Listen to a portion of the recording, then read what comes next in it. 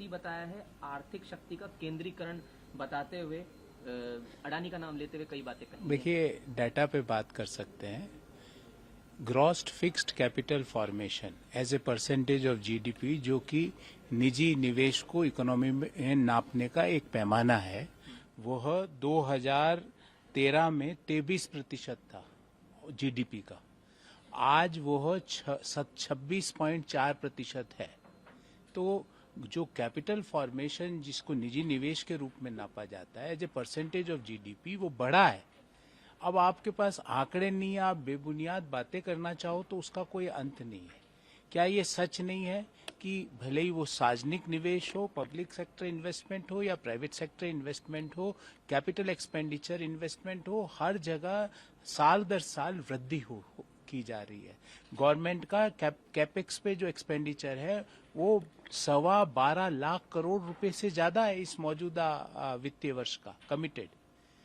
Private sector investment लगभग 27% of gross fixed capital formation, 27% of GDP तक पहुंच चुका है। बेबुनियाद बातें करके ये वही लोग हैं जो भारत की अर्थव्यवस्था, जो दुनिया में सबसे तेजी से बढ़ती हुई लार्ज इकोनॉमी है, उसके लिए डेड इकोनॉमी शब्द का प्रयोग करते थे। तो आंकड़ों पे बात की जा सकती है, सिर्फ बात बोलकर भागने वालों को क्या उत्तर दें। ये सब वही लोग हैं जो भारत की प्रगति को देखकर इनके पेट में दर्द होता है। ये वही लोग हैं जो इंडिया की ग्रोथ को रोकना चाहते हैं। मैं पुनः दोहराता हूँ, India is the only country in the world, Bharat दुनिया का एकमात्र ऐसा देश है जिसकी जीडीपी ग्रोथ हाई है और महंगाई दर low. High growth, low inflation is the crux of India's economy. और रही बात इन्वेस्टमेंट की इकोनॉमी में, ग्रॉस फिक्स्ड कैपिटल फॉर्मेशन आज 27% है, जो 2013 में 23% था। इस बात का जवाब जयराम रमेश और उनके पीए साथी दें।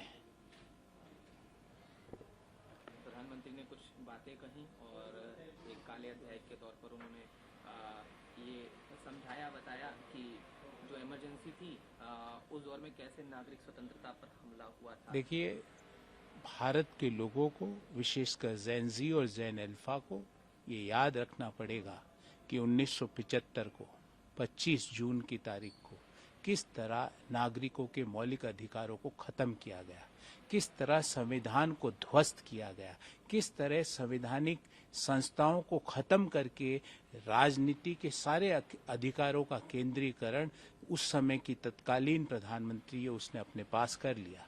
क्या ये जो संविधान की किताब लेकर घूमने वाले दल, क्या वो ये बता सकते हैं कि संविधान की हत्या उस दिन 1975 25 जून को क्यों की गई और किसने की? आप उस हत्या के लिए सबसे पहले देश से माफी मांगिए, तब आप संविधान की किताब को अपने पास रख सकते हैं। आपने तो संविधान की बखियां उधेड़ने का, संविधान की धज्जियां उड़ाने का काम किया। और जिन लोगों ने संविधान को खत्म करने की साजिश 1975 में की, उनको उनके पापों का दंड जरूर मिलेगा।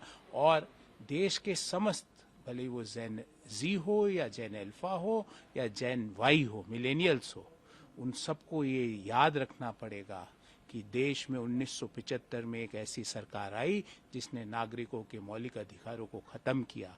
एक ऐसी सरकार इंदिरा गांधी के नेतृत्व में आई जिसने संविधान को खत्म करने की साजिश रची। एक ऐसी सरकार इंदिरा गांधी के नेतृत्व में आई जिसने संविधान की धज्जियां उड़ाने का काम किया, संविधान की धज्जियां उड़ाने का पाप किया। उनको उसकी सजा अवश्य मिलेगी और हमारा कर्तव्य है कि समस्त देशवासियों को उसकी याद हमेशा दिलाई जाए। लेकिन सर, विपक्ष हमलावर है। अगर हम संजय राउत की बात करें तो कह रहे हैं 12 साल का जवाब भी दें और साथ साथ अरे 12 साल में संविधान को ताकत दी गई है। नागरिकों के मौलिक अधिकारों को ध्वस्त करने का काम नहीं हुआ है, संवैधानिक संस्थाओं को जीरो डाउन करने का काम नहीं हुआ है। 12 साल में संविधान को ताकत देने का काम हमने किया। तो वो तो योगदान है ही। संजय राउत पढ़े हमारे जो हम आउटपुट, रिसर्च आउटपुट्स निकालते हैं, वो पढ़ें कि किस तरह संविधान को सशक्त किया गया, महिलाओं को सशक्त किया गया। जन धन खातों खुलवाकर हो या मुद्रा लोन की स्कीम हो या स्टार्टअप्स इंडिया स्कीम हो या स्टैंड अप इंडिया स्कीम हो, इन सब से संविधान को सशक्त करने का काम हमने पिछले 12 साल में किया है। संजय राउत साहब कि क्या आंखों पे पट्टी बंधी हुई है। वो पट्टी खोलेंगे तो उनको पता लगेगा कि आज वह जिनके साथ बैठे हैं बाला साहब ठाकरे साहब, उनका जीवन पर्यंत उनका विरोध करते थे। संजय राउत आज कांग्रेस के साथ जाकर खड़े हो गए हैं, जिसका विरोध बाला साहब ने अपने पूरे जीवन पर्यंत किया, और वो ये सोच रहे हैं कि आंखों पर पट्टी बांधने से वो इस गुनाह से उनको माफी मिल जाएगी। नहीं मिलेगी। मल्लिकार्जुन खड़गे हों, गौरव गोगोई हों, मामले पर छात्रों के भविष्य के मामले पर अग्निवीर तक का जिक्र गौरव गोगोई ने किया। किसान छात्रों इस पर काफी देखिए, गौरव जी से मेरा आग्रह है कि आपकी इन्हीं हरकतों की वजह से आपका स्वयं का चुनाव परिणाम क्या रहा, आपकी पार्टी का चुनाव परिणाम क्या रहा असम के चुनाव के दौरान। अब सवाल है नीट परीक्षा की। पूरी पारदर्शिता से नीट की परीक्षा कराई गई है। योग्य लोगों को सीटों का आवंटन किया जाएगा। कोई इस तरह से आवंटन नहीं होगा कि जिस तरह से पहले यूपीए के दौरान होता था।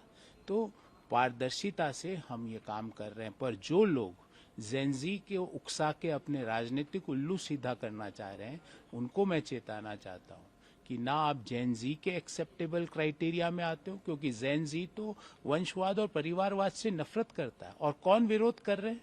राहुल गांधी। परिवारवाद और वंशवाद की प्रतिमा गौरव गोगोई, राहुल गांधी का असमिया वर्जन, वो विरोध कर रहे हैं ना। वो सोच रहे हैं कि वो जेनजी को उकसा के सत्ता हासिल कर लेंगे। ये वही लोग हैं जिन्होंने जीवन में भारत की कोई प्रतियोगी परीक्षा का फॉर्म तक नहीं खरीदा है। फॉर्म भर के पास होना तो बहुत बड़ी चीज है। ये लोग अपनी राजनीति को चमकाने का प्रयास कर रहे हैं, पर दे आर रिजेक्टेड लॉट। वो राजनीति से रिजेक्ट हो चुके हैं। उनका कोई राजनीतिक भविष्य बचा नहीं। उधर सर राहुल गांधी ने राहत मांगी है मध्य प्रदेश एचसी से। उन्होंने एक टिप्पणी की थी, हालांकि कह रहे हैं कि उन्होंने शिवराज सिंह चौहान के बेटे के लिए। देखिए, ऐसे ही हर अपने वक्तव्य के लिए 2-4 साल बाद माफी मांगते हैं। कांग्रेस पार्टी के नेताओं को मैं बताना चाहता हूं, ये आपके नेता हैं जो अपने हर वक्तव्य के लिए माफी मांगते हैं। आज मध्य प्रदेश में मांग रहे हैं, कल कोई दूसरे स्टेट में मांगे। लोगों के बारे में, उनके परिवार के बारे में ओछी, घटिया, बेबुनियाद, बिना सबूत के टिप्पणियां करते हैं और फिर माफी मांगते हुए एक जगह से दूसरी जगह घूमते हैं। यही वो लोग हैं जो माफी मांगो और आगे बढ़ो की नीति से राहुल गांधी चल रहे हैं। पर एक समय ऐसा आता है, हमारे पुरानी कथाओं में भी है कि 50-100 बार के ज्यादा माफी भी नहीं मिलती है। वो हर बार माफी मांगते हैं। कभी प्रधानमंत्री के लिए अपशब्द बोलते हैं, कभी कांग्रेस के नेता प्रधानमंत्री के परिवार वालों के लिए अपशब्द बोलते हैं, कभी मुख्यमंत्री जी के परिवार के लिए, हमारे मुख्यमंत्री के परिवार के लिए अपशब्द बोलते हैं। ऐसे ही उनका हेमंता बिश्व शर्मा जी के परिवार के बारे में बेबुनियाद बातें कही गई। कभी प्रधानमंत्री जी के बारे में बोला जाता है। ये वही लोग हैं जो सिर्फ लोगों को भड़काकर अपनी राजनीति की जो सत्ता पाने की इच्छा है उसको पूरी करना चाहते हैं। पर ये इन माफी वीरों का कुछ नहीं होगा।